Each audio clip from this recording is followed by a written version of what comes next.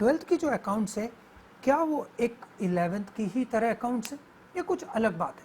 तो ध्यान रखिएगा, जो क्लास 12th के अकाउंट्स हैं वो अलग है क्लास 11 से। सर कैसे? क्या इसमें अकाउंट्स नहीं, कुछ अलग है? नहीं बेटा, यहाँ अकाउंट्स है लेकिन अकाउंट्स विद लॉ, यानी आपको लॉ को समझते हुए अकाउंट्स को पूरा करना है।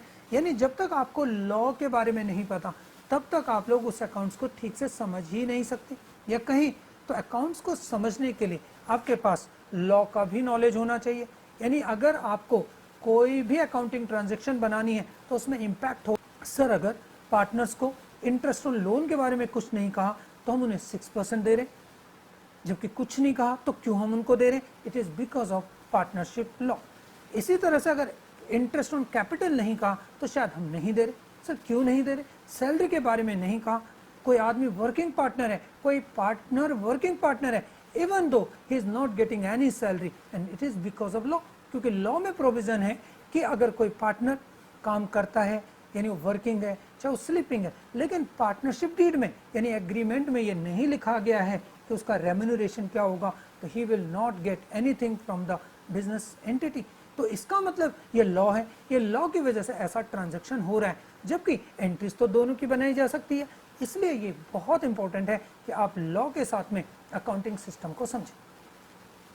बच्चों इसका मतलब हम यहाँ पर अगर देखें तो 12th में आप दोनों ही लॉ पढ़ रहे हैं, यानी पार्टनरशिप एक्ट 1932 जो पार्टनरशिप अकाउंटिंग को डील करेगा, और कंपनीज एक्ट 2013 जो कि आपके कंपनी अकाउंट्स को डील करेगा। इसका मतलब दोनों ही लॉ हैं, और जब तक आपको लॉ के बारे में समझ ना हो, लॉ को आप लोग समझने ना लगें, लॉ का भी इसमें सिग्निफिकेंस ना माने, तो बताइए ये पढ़ाई कितनी अच्छी हो सकती है, ये अब आप खुद ही समझ सकते हैं। इसका मतलब है हम लोग यहाँ पर बहुत बहुत कॉन्सेंट्रेट करेंगे कि हम लोग लॉ की अंडरस्टैंडिंग के साथ में अकाउंटिंग सिस्टम को समझें। चलिए अब लोग देखते हैं कि ये लॉ होता क्या है, how law come into existence. Law का एग्जिस्टेंस में आना कैसे होता है, कैसे बनता है, आखिर ये पार्टनरशिप एक्ट 1932 जब बना होगा तो ये कैसे बना होगा, क्यों लिख रहे हैं हम इसके पीछे 1932, और किस तरीके से ये लॉ जो है इसका एग्जिस्टेंस होता है। तो सबसे पहले इसको समझने के लिए ये लीजिए आपके सामने, ये ध्यान से देखिएगा आप लोग, तो आप देखते हैं कि सबसे बड़ा होता है हमारे देश का कॉन्स्टिट्यूशन, हमारा संविधान। जो हमारा कॉन्स्टिट्यूशन है it empowers to make law, ये हमें लॉ बनाने के लिए एम्पावर करता है। ये कहता है कि आप लोग किसी भी कंट्री के लिए लॉ बनाएंगे, और ये हमारा कॉन्स्टिट्यूशन हमें कहता है। लॉ क्यों बनाया जाता है? लॉ बेसिकली एक रिक्वायरमेंट होती है एक सोसाइटी को गवर्न करने के लिए। अगर लॉ नहीं होंगे तो कोई भी इन रूल्स रेगुलेशंस को फॉलो ही नहीं करेगा, हर कोई अपने ढंग से काम करेगा, जिसका नतीजा ये होगा कि लॉ एंड ऑर्डर का प्रॉब्लम रहेगा, शायद एक सिस्टम में देश चल ही नहीं पाएगा। फॉर एग्जाम्पल अगर बताइए, अगर यहाँ पे डिजास्टर मैनेजमेंट एक्ट ना होता तो अभी सब लोग सड़कों में घूम रहे होते, और अगर कोई अभी घूम भी रहा है तो उसे पकड़कर उस पर केस लगाए जा रहे हैं, FIR हो रही है, तो ये सब के सब लॉ है। यानी अब आपको समझना होगा लॉ का एक सिग्निफिकेंस होता है, एक पर्पस होता है, और उस पर्पस के लिए लॉ बनाए जाते हैं। तो इसी तरह से पार्टनरशिप एक्ट, कंपनीज जो एक्ट है वो भी एक पर्पस के तहत बनाए गए। पार्टनरशिप को गवर्न करना था, कंपनीज के रूल्स रेगुलेशन तय करने थे, कंपनीज को गवर्न करना था, इसके लिए एक सिस्टम तैयार किया जाता है। तो सबसे पहले समझते हैं कि जो हमारा कॉन्स्टिट्यूशन है वो एम्पावर करता है कि लॉ बनाया जाए। लॉ बनाने के लिए अब पार्लियामेंट के अंदर लॉ बनाए जाते हैं। लॉ कोई सड़कों में कोई भी नारेबाजी करके नहीं बनाए जा सकते। लॉ बनाने का एक प्रोसीजर होता है, एक सिस्टम होता है, एक तरीका होता है, और उससे लॉ बनाए जाते हैं। तो लॉ बनाने का काम करता है पार्लियामेंट।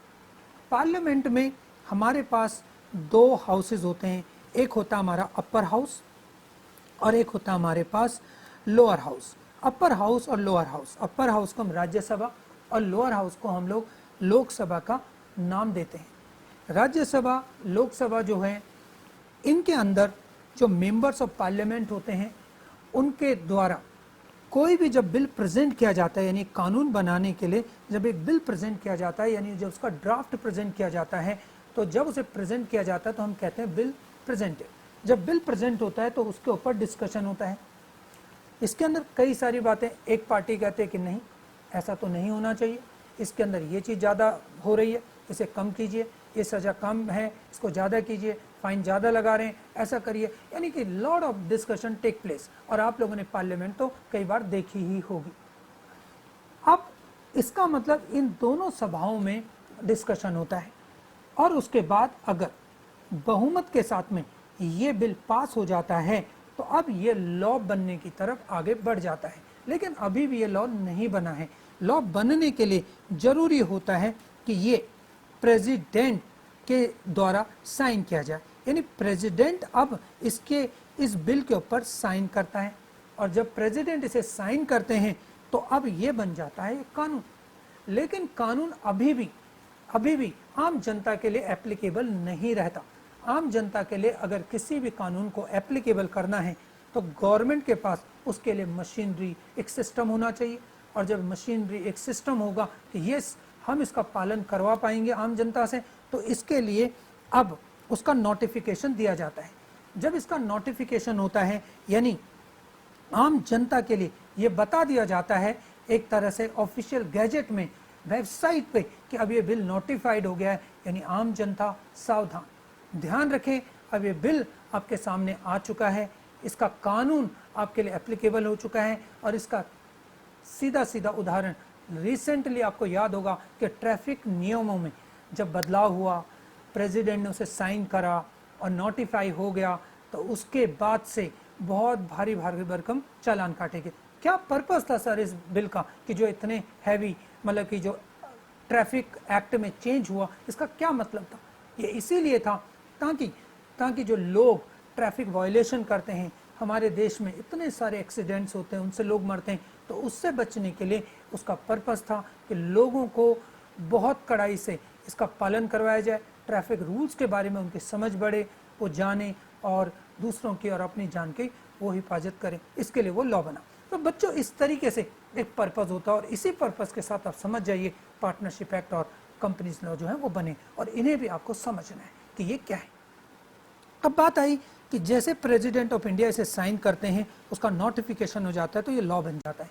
एक समझिए पार्टनरशिप एक्ट 1932, यानी 1932 वो ईयर है जब इसका नोटिफिकेशन हो गया, ये पब्लिक डोमेन में आ गया और अब पब्लिक के लिए एप्लीकेबल हो चुका था। यानी जो भी लोग पार्टनरशिप में कवर होते हैं उनके लिए ये एक कानून बन चुका था और इन्हीं कानूनों के बारे में हम लोग पढ़ने जा रहे हैं, यानी कि अकाउंटेंसी विद लॉ। तो ये बहुत इंपॉर्टेंट बात है कि आप सिर्फ अकाउंट्स नहीं पढ़ेंगे, आप अकाउंटेंसी एक लॉ के नज़रिए से पढ़ेंगे, एक कानून के समझ के साथ पढ़ेंगे कि एक अकाउंट्स काम कैसे करता है।